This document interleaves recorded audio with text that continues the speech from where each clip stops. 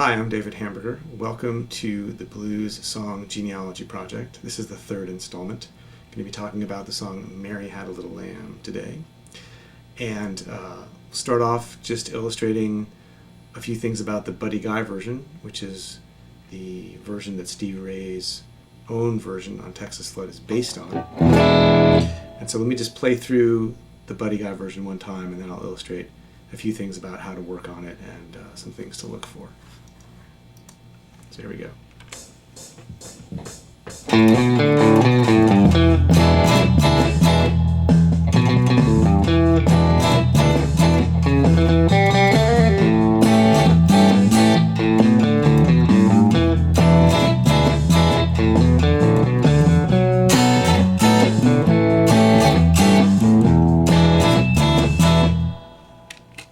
Okay, so in slow motion, it's basically you're alternating single note licks on the low end with chord hits. And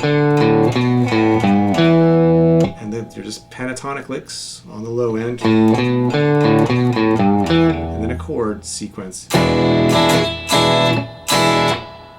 And then that happens basically again with a different phrase.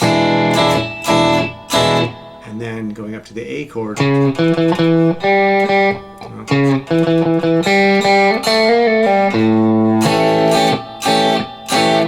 then back to the E. The intro lick. Right, first lick. And then going up to the B7.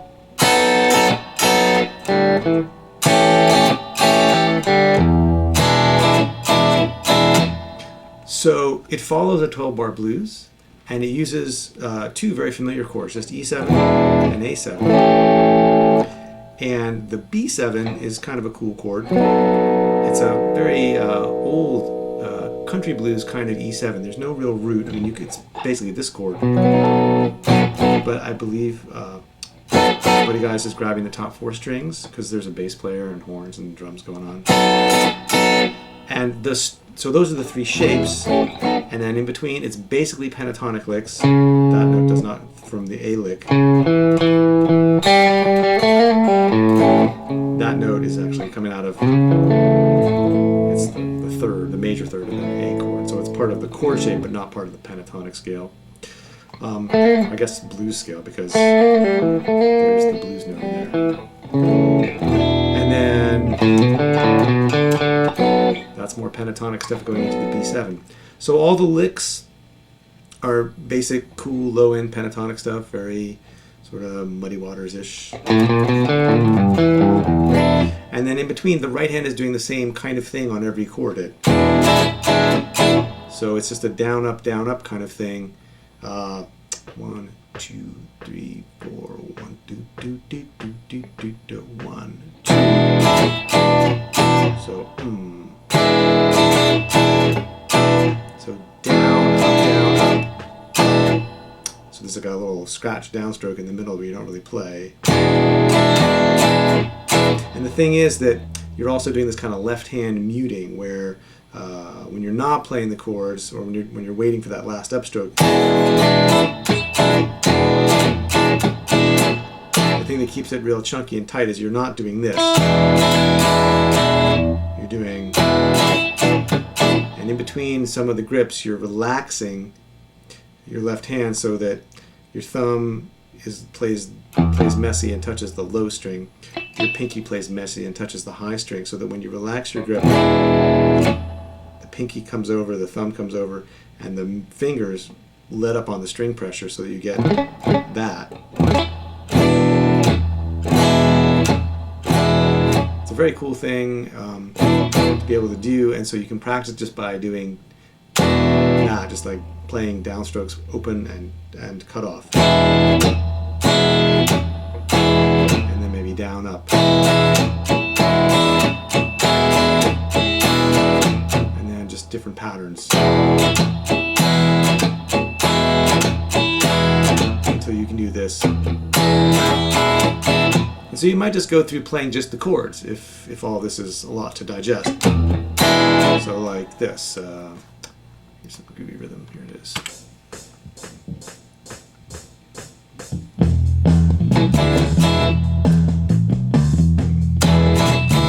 Just get that in place.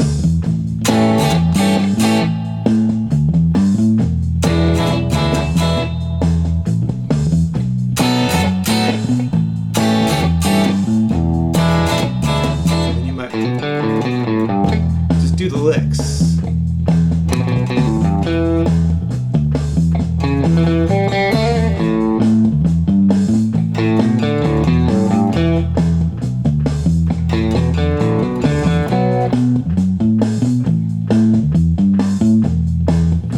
Start putting them together. That's just, you know, one idea about how to practice it. So here are a couple of other things. The big one of the things that Stevie Ray did, he changed a couple of the chords, basically, at least in later live versions, and is also, I think, on the Texas Flood recording. But feel free to write in and flame away if I'm incorrect. I'll be the first to admit that. Could definitely happen. Anyway, Stevie Ray takes the Purple Haze chord, the Hendrix 7 sharp 9 chord, that shape, and he puts it down here just by flatting out his pinky on the E7 chord. And I'm pretty sure, just from sort of staring at the videos, that he's not taking the full E7 and flatting it out. I think he's just doing a shorthand thing of like that, and then letting his middle finger touch the A string. So he's just getting... And he adds in an extra hit because that last hit is one that the horns are doing on the Buddy Guy record, and Stevie Ray was not playing with horns with Double Trouble, so...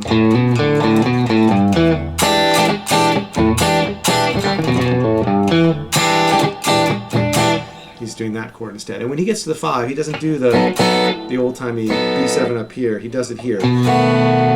So...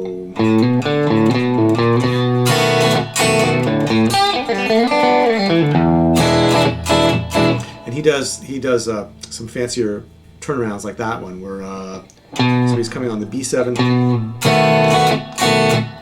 and he hits the A like he's going to go to the A chord, and then he plays this, which is really cool. And it's just like sped up Muddy Waters. So he's hitting the A, doing a little quarter tone bend on the 3rd fret of the high string, and then coming down the pentatonic scale, slide back, pull off. So I think his fills are a little bit different too. Play through just one time, doing some of those Stevie Ray moves and kind of keeping the Buddy Guy fills on the bottom, but this is the gist.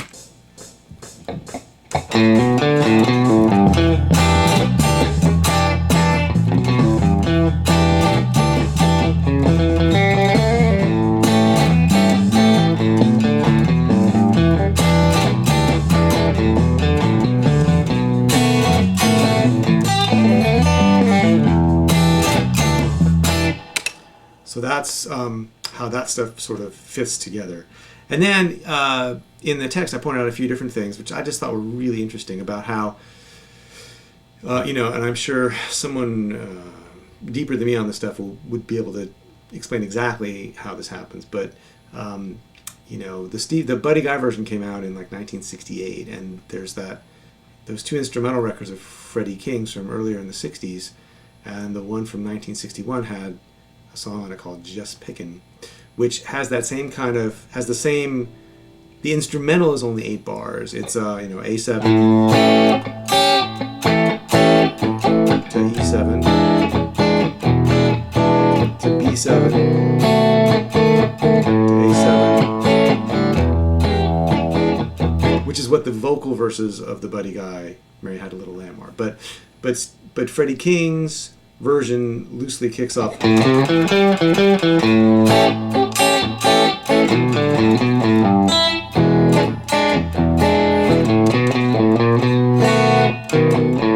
So it's got a very similar feel if you go and just, find it on YouTube, or if you have the recordings. It starts off.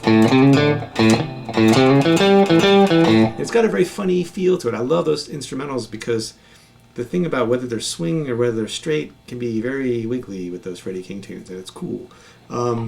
So he basically has the straight eighths feel that the Buddy Guy thing does, meaning it's, 1 and 2 and 3 and 4 and not 1 and 2 and 3 and 4.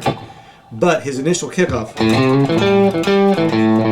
has this very swingy feel to it. So it's just, again, more sort of nerdy detail that's interesting if you want to get that far into it. And finally, there's the Earl Hooker stuff, which again, now the Earl Hooker stuff is later, like just a year or two later than the Buddy Guy thing, but he does this instrumental called Two Bugs and a Roach, which has the same feel and the same kind of, I guess Earl Hooker's kickoff is, and he does that kind of, does that open E7 chord and the E7 chord. But it's just interesting that all these guys have this, like a version of this kind of groove. Almost like everybody's got a slow blues and a shuffle and a rumba and this and that. So it must have just been a thing that people did. And, this is Buddy Guy's version, and now everybody knows it because the Stevie Ray version was so great and so popular. So there it is. So for True Fire and the Blues Song Genealogy Project, I'm David Hamburger. We'll see you next time.